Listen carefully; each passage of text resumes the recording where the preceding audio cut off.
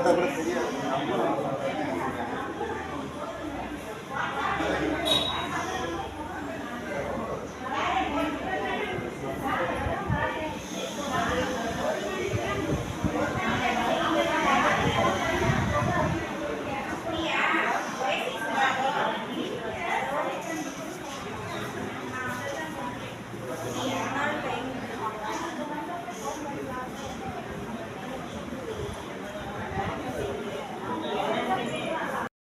நியூஸில் போட சொன்ன மாதிரி கோயிலில் இடிக்க விடாமல் இன்னைக்கு உள்ளிருந்து காத்திருப்பு போராட்டம் கந்தசஷ்டி பாடி உங்கள் முருகன் வேண்டுனாங்க அப்படின்னு சொல்லி நம்ம நியூஸில் இது பண்ணுவோம்.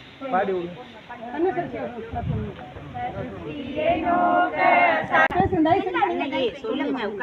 இது வந்து இவங்களோட இடத்துல கொஞ்சம் கோவில் இருக்கு. அப்போ கொஞ்சம் இடத்த கொஞ்சம் எக்ஸ்டெண்ட் பண்ணி பொதுமக்கள் எல்லாருமே வந்து எங்களுக்கு சிவபெருமான் வேணும், ஐயப்பன் கார்த்திகை மாதம் நாங்கள் ஐயப்பங்களுக்கு போக முடியல, அதனால் எங்களுக்கு ஐயப்பங்களுக்கு போகணும் அதுக்கான்னு சொல்லி தினசரி ஐயப்பன் அந்த நவகிரகங்கள் முருகன் ஆஞ்சநேயர் எல்லாரையும் வச்சு நாங்கள் பூஜை பண்ணிக்கிட்டோம். எங்கள் ஏரியாவில் கோயிலே கிடையாது. அதனால அவங்க வந்து இதெல்லாம் வைக்க மாட்டேன்னாங்க. எங்களுடைய வற்புறுத்தலின் காரணமாக தான் இந்த சாமியெல்லாம் அவங்க வச்சுருக்காங்க. எங்களுக்கு கோவில் வேணும், எங்கள் ஏரியாவில் கோயிலே கிடையாது. நான் சொல்ல போயினாலும் எங்கே வேணால் கேட்டு பார்த்தேன், கோயில்லாம் இதுதான். நாங்கள் இதை விட்டு நாங்கள் மீனாட்சி கோயிலோ அவ்வளோ தூரம் போகிறது எங்களால் முடியாது. வீட்டில் பிள்ளைங்களை பார்க்கணும், பெரியவங்களை பார்க்கணும். இந்த கோயிலை எடுத்துட்டிங்கன்னா நாங்கள் அனாதை மாதிரி, எங்களுக்கு வந்து எந்த ஆதரவுமே எங்களுக்கு கிடையாது. அதனால் எங்களுக்கு இந்த கோயில் எங்களுக்கு வேணும். அதுக்கு நீங்கள் வழி சொல்லி கணபதி மாலயோக கணபதி கோயில். இந்த கோயில் ஒரு 14 ஆண்டு காலமாக அங்கே இருக்கு. இதில் வந்து ஐயரை வச்சு எல்லாரும் வேலையும் செஞ்சுட்டு இருக்கான். முதல்ல விநாயகர் கோயில் மட்டும் இருந்தது. இப்போ அனைத்து வந்து துர்க்கை, ஐயப்பன், முருகன், சிவன் எல்லா இதையும் வச்சு வச்சிருக்காங்க. இங்கிட்ட ஒரு 200-300 வீட்டுகளுக்கு குடியிருப்புகளுக்கு இதுதான் அங்கே மக்களுக்கு வந்து சாமி கும்பிடுறதுக்கு ஒரு கோயில், பொது கோயில். இது யாரோட தனி கோயில் கிடையாது. பொதுமக்கள் எல்லாரும் வந்து அவங்கவுங்க வர்ற அந்த நன்கொடை அது பண்டிகள் போடுறத வச்சுட்டு அது கோயிலுக்கு உண்டான நெய்வேத்தியம், மாலை இதுகெல்லாம் வாங்கி செஞ்சுட்டு இருக்கேன் சார். அதனால தயவு கூர்ந்து இந்த கோயிலை வந்து மக்களோட இதுக்காக, பொதுமக்களுக்காக இதை எதையும் செய்யக்கூடாதுன்னு நாங்கள் கார்னர்ல ஒரு ஊரணியோட கரையை எடுத்திருக்கோம். இது வந்து பெரிய எது ஒன்றும் கிடையாது, கோயில் தான் வச்சிருக்கோம், பொது கோயில் தான். இது யாரோ ஒருத்தர் அவரோட சுயநலத்துக்காக அவர் எங்க மேல கேஸ் போட்டு எல்லாமே ஃபாலோ பண்ணியிருக்காரு. 2 வருஷமா பண்ணியிருக்காரு. ஆனால் இது வரைக்கும் எங்களுக்கு தெரியவே தெரியாது அப்படிலாம் நடந்ததுன்னு. ஒரு 2 டேஸ் 3 டேஸ் முன்னாடி வந்து அளந்துட்டு போனவங்க கூட எங்களுக்கு வந்து நோட்டீஸ் கொடுப்பாங்கன்னு நினச்சி நான் காத்துட்டே இருக்கோம். நோட்டீஸும் வரல, ஒன்றும் வரல. பார்த்தா எல்லா டிபார்ட்மெண்ட்டில் தமிழ்நாடு கவர்மெண்ட் பூரா இங்கே வந்திருக்கு.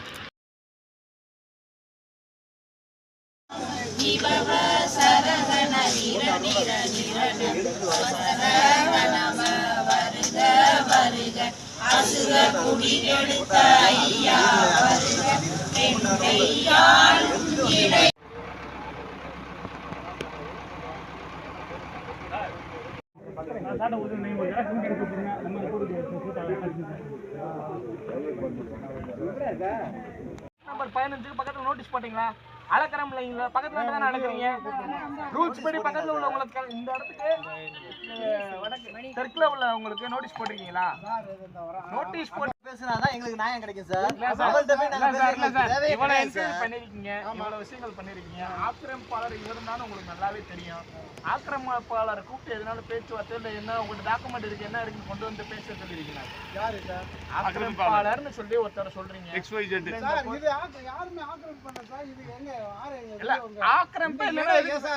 ஒருத்தர் இண்டிவிஜுவல் பண்றா ஓகே சார். இது பொதுத்தலமா நீங்க கோயில் எல்லா பேரும் சேர்த்து பண்றீங்க. ஒரு நிமிஷம், அதைத்தான் நானுமே சொல்றேன். ஆக்கிரமிப்பு நீங்க சொல்றீங்க, அவருக்கும் தெரியும், எங்களுக்கும் தெரியும். ஆக்கிரமிப்பு அகற்றுறதுக்கு ஒரு கால அவகாசம் கொடுக்கலாம்னு உங்க கால அவகாசம் கொடுக்கலான்றது ஓகே, நான் ஒத்துக்கிறேன். ஆனா ஆர்டிஐ கமிஷன் ஆர்டர் அது இல்ல. ஆர்டிஐ கமிஷன் ஆர்டர்னால இது வரைக்கும் கொடுத்துருக்கீங்களா? இன்னைக்கு அது கொடுக்கவே இல்ல. ஒரு நிமிஷம் சார், இன்னைக்கு கொடுத்துருக்கீங்க சார். இல்ல அது கூட ஆர்டிஐ ஆர்டர் இல்ல. அது சார் அது ஆர்டிஐ ஆர்டர் இல்ல. அது கூட ஆர்டிஐ ஆர்டர் இல்ல, வேற ஆர்டர். வர வேண்டியதே இல்ல சார். நீங்க இவ்வளவு பேசுறீங்க, நீங்க நோட்டீஸ் கொடுத்து நாங்க கோர்ட்டுக்கு போறோம் சார். நீங்க நோட்டீஸ் கொடுங்க சார். நாங்க அதை எங்களுக்கு சாபாத்துக்கு நாங்க சட்ட ரீதியா நாங்க தேடிக்கிறோம் சார். நீங்க அதை விட்டுட்டு அடாவடித்தனமா ஏன் சார் இப்படி வந்து இடிக்கிற வந்து நிக்கிறீங்க? யாரோட தூண்டு? அப்புறம் ஏன் சார் நீங்க உள்ள வரீங்க? நீங்க வராங்க சார்.